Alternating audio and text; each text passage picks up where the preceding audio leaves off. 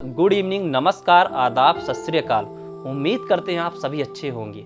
वर्तमान में भारतवर्ष में पूरे हर्ष से गणेश चतुर्थी मनाया जा रहा है। तो आज हम जिस कहानी की परिचर्चा करेंगे वह 24,000 फीट ऊपर की कहानी है, यूं कहें आसमान की कहानी है। अब आप सपोज करिए, अगर आप कार में यात्रा कर रहे हैं तो कार की अगर स्पीड महज 80 से 100 किलोमीटर पर आवर है और उसमें अगर कार की शीशे को खोल दिया जाए, यूं कहें कार की खिड़की को खोल दिया जाए, तो वायु का वेग इतना होता है कि आप पलक भी नहीं झपका पाते हैं। इसी प्रकार की वाकयात 24,000 फीट में घटी, जिसमें यहाँ पर 100 किलोमीटर की रफ्तार है और वहाँ पर सीधे 700 से 800 किलोमीटर की रफ्तार है। तो 24,000 फीट की ऊंचाई पर एक विमान का छत ही उड़ जाता है।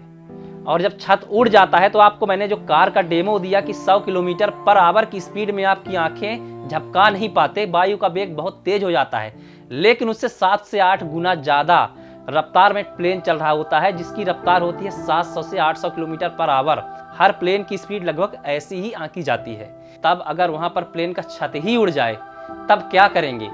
तो कहानी लगभग 35 साल पुरानी है।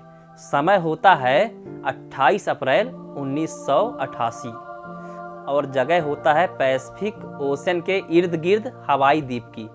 अब हमने हवाई द्वीप की परिचर्चा कर ही ली है, तो वहाँ से ही famous writer Robert T Kiyosaki हैं, जिन्होंने रिच डैड पुअर डैड किताब लिखी है।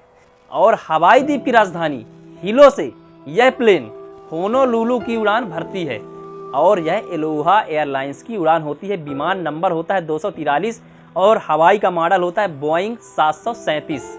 तो यह प्लेन 28 अप्रैल 1988 को लगभग 2:30 बजे हेलो से होनोलुलु की ओर उड़ान भरती है और इसमें 91 मुसाफिर होते हैं और 4 क्रू मेंबर। और यह प्लेन लोकल बस की तरह था। इसकी कंपेयर मैं लोकल बस से इसलिए कर रहा हूँ क्योंकि यह प्लेन हर दिन लगभग 7 से 8 बार ट्रिप मारता था हेलो से होनोलुलु तक। जैसे कि भारत में लोकल बस जो हैं तो कई चक्कर स्टेशन से पूरे शहर को मारते हैं, इसी तरह ज़्यादा मुनाफा कमाने के लिए यह प्लेन भी इसी तरीके से चक्कर लगाया करता था कई बार। और उड़ान भी इसकी ज़्यादा नहीं थी, मात्र 35 मिनट का उड़ान होता था। तो इस प्लेन को उड़ा रहे थे 44 वर्षीय बहुत ही अनुभवी पायलट रॉबर्ट और उनके को पायलट थे लिली। और इस विमान में 2 एयर होस्टेस भी थे, जिसमें से एक काफ़ी फेमस एयर होस्टेस थी जिनका नाम था लारा क्राफ्ट, जिनको हर यात्री लगभग जानता था क्योंकि यह लोकल प्लेन थी और इसमें रोज यात्री लोकल यात्रा किया करते थे। तो इसमें से लारा क्राफ्ट को सभी जानते थे। तो यह प्लेन हेलो से लगभग 2:30 बजे टेक ऑफ करती है और 24,000 की एप्टीट्यूड को प्राप्त कर लेती है। और रोज की तरह गतिविधियां समान थी और सभी अपने यात्रा को लेकर रोमांचित भी थे। और यूं कहें प्लेन की गतिविधि एकदम सामान्य थी और एयर होस्टेस लारा क्राफ्ट लगी हुई थी सभी की मेजबानी करने में। और इसके बाद जो कुछ मिनट में होने वाला था, जो सभी का वक्त बदल देने वाला था, जज्बात बदल देने वाला था, जिसकी किसी ने अंदेशा भी नहीं करी थी कि यह भी हादसा इस प्लेन के साथ हो सकता है। और अचानक प्लेन में बहुत तेज की आवाज आती है और कोई समझ ही नहीं पाता कि क्या हो गया, क्योंकि किसी को समझने का मौका ही नहीं मिला। और मैंने पहले ही आपसे बता दिया कि जब 100 किलोमीटर की स्पीड से आप कार में यात्रा कर रहे होते हैं तब वायु का वेग कितना होता है, और यहाँ पर 800 किलोमीटर की वेग थी, तब लोग उस वेग को बर्दाश्त ही नहीं कर पा रहे थे। और जब प्लेन की ऐसी सिचुएशन हो जाती है तब एयर होस्टेस कहती है, किसी को प्लेन उड़ाना आता है क्या? तो सभी के चेहरे में पहले ही 12 बजे थे और भी 24 बज जाते हैं और सभी अफरा तफरी में और भी काफ़ी व्यथित हो जाते हैं। और वे पहले ही व्यथित थे क्योंकि उनके पास न तो ऑक्सीजन मास्क था और वह इतने वेग को झेल नहीं पा रहे थे। और प्लेन की ऐसी स्थिति हो गई थी कि प्लेन में 800 का वेग भी चल रहा था, कॉकपिट पूरी तरह से लॉक हो चुका था, पायलट से कोई संपर्क नहीं, क्योंकि जितना भी मलबा था वह हवा से टकरा कर कॉकपिट की ओर जमा हो गया था, इसलिए पायलट से कोई संपर्क नहीं। अब सब कुछ भगवान के भरोसे ही था। लेकिन तभी प्लेन अचानक नीचे आने लग जाता है और वह प्लेन 24,000 की एप्टीट्यूड से घटकर 10,000 की एप्टीट्यूड पर आ जाता है। और अब यात्रियों को पता लग गया था कि पायलट सही सलामत हैं। और इधर रॉबर्ट, जो काफ़ी अनुभवी पायलट, उन्हें यह अंदाज़ा लग गया था कि अगर प्लेन 24,000 की एप्टीट्यूड पर रही तो यह ऑक्सीजन की कमी से दम तोड़ देंगे। इसलिए रॉबर्ट ने प्लेन को 24,000 की एप्टीट्यूड से घटाकर 10,000 की एप्टीट्यूड तक पहुंचा दिया। लेकिन प्लेन में भी समस्याएं खत्म नहीं हो रही थी, क्योंकि प्लेन का छत उड़ चुका था और अब प्लेन एक तरफ झुक भी चुकी थी। इसलिए रॉबर्ट को प्लेन को ऑपरेट करने में काफ़ी समस्याओं का सामना करना पड़ रहा था और अब रॉबर्ट को लग रहा था पैसिफिक ओशन में ही इमरजेंसी लैंडिंग करवा दी जाए। लेकिन पैसिफिक ओशन में अगर इमरजेंसी लैंडिंग करवा दी जाती है तो छत खुला हुआ है, पानी अंदर चला जाएगा और सभी यात्री डूबकर मारे जाएंगे, इसलिए यह भी उचित नहीं था। और हवा का वेग इतना तेज था कि वह कुछ सोचने और समझने में अक्षम थे। फिर भी रॉबर्ट और उनके सहायक पायलट लगे हुए थे संघर्ष करने में। और इसके बाद होता यूं है कि वह एक नज़दीकी एयरपोर्ट से संपर्क साधने में कामयाब हो जाते हैं और जो वह नज़दीकी एयरपोर्ट होता है उसका नाम होता है माबी एयरपोर्ट। लेकिन इधर रॉबर्ट ने संपर्क तो साध लिया था, लेकिन हवा का वेग इतना तेज था कि माबी एयरपोर्ट में जो एयर कंट्रोल ट्रैफिक वाले बैठे हुए थे उन्हें समझ में ही नहीं आ रहा था कि रॉबर्ट क्या कहना चाह रहे हैं। लेकिन थोड़ी देर बाद उन्हें यह अंदाज़ा हो गया कि रॉबर्ट यह कह रहे हैं कि हमें इमरजेंसी लैंडिंग करना है। वो भी उन्होंने ऐसा अंदाज़ा लगाया कि यह इमरजेंसी लैंडिंग के लिए ही कुछ कह रहे हैं। उसके बाद माबी एयरपोर्ट से जितने भी विमान लगे हुए थे रनवे पर उन्हें दूर किया जाता है और इमरजेंसी लैंडिंग की तैयारी जोरों शोरों से शुरू कर दी जाती है। लेकिन रॉबर्ट की समस्या यहाँ पर ख़त्म होने वाली नहीं थी। अब उनके साथ एक और समस्या था। जहाँ पर रॉबर्ट 10,000 फीट की एल्टीट्यूड पर उड़ान भर रहे थे, वहाँ पर जो माबी एयरपोर्ट था उससे नज़दीक में सटा हुआ पहाड़ी एरिया था जो कि लगभग 10,000 फीट के आसपास ही था।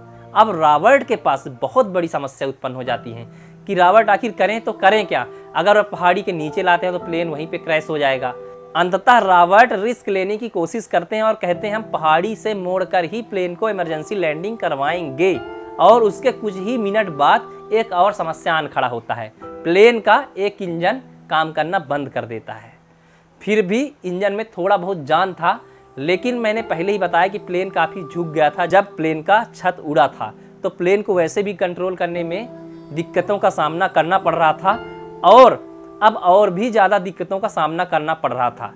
लेकिन किसी तरीके से रॉबर्ट प्लेन को पहाड़ी से मोड़ पाने में सक्षम हो जाते हैं और प्लेन की इमरजेंसी लैंडिंग करवाने के लिए तैयार हो जाते हैं।